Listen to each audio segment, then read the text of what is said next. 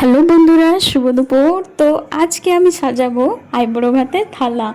তো প্রথমে ভাত নিয়ে নিলাম থালাতে। আজকে আইবুড়ো ভাতের রান্না করেছি, তাই সাজিয়ে নিয়েছি থালাটা। তো আইবুড়ো ভাতের 5 রকমের ভাজা দরকার, তো 5 রকম ভাজা করেছি। তো প্রথমে আমি আলু ভাজা নিয়ে নিলাম, তার সাথে পটল ভাজাও নিয়ে নিলাম, তারপরে বেগুন ভাজা তো দরকারি, তো বেগুন ভাজাও নিয়ে নিলাম। 5 রকমের ভাজা করতে হবে, তো 3 রকমের ভাজা হয়ে গেল।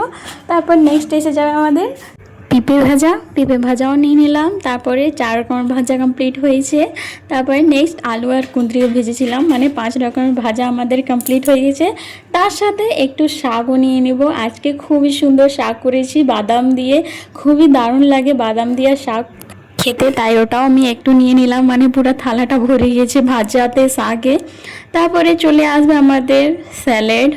জায়গা ছিল না, ওই জন্য ভালো করে একটা প্লেটের মধ্যে আমি স্যালাডটা সাজিয়ে নিয়েছি।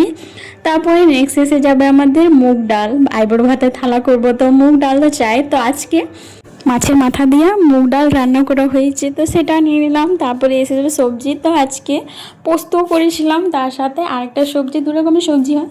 তো আরেকটা বাটিতে মিক্স ভেজও নিয়ে নিলাম। তারপরে আজকে চিংড়ি মাছের মালাইকারিও রান্না করেছিলাম, তো 4 পিস চিংড়ি মাছের মালাইকারি নিয়ে নিলাম। তারপরে পমফ্লেট মাছ, মশলা মাখা মাখা পমফ্লেট মাছে করেছিলাম। তার সাথে আছে কাতলা মাছের কালিয়া। তারপরে এসে যাবে আমাদের মেন, মানে খাসি মাংস।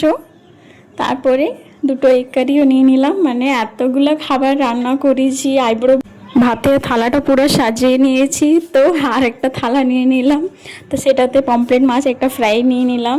মানে এতগুলো খাবার আছে, আমার জায়গায় কম পড়ে গেছে। তার সাথে একটু চাটনিও নিয়ে নিলাম, মিষ্টি চাটনি না হলে মানায় না, তো চাটনি নিলাম। তারপরে পাঁপড় রাখার জায়গাই হতেছিল না, এতগুলো খাবার ছিল, মানে পুরো জায়গাটাই খাবারে ভরে গেছে। তাই আমি একটু সাইড নিয়ে পটলগুলোকে সরিয়ে নিয়ে 2টো পাঁপড়ও রেখে নিলাম। তো এই যে আমাদের আইবুড়ো ভাতের থালা রেডি হয়ে গেছে।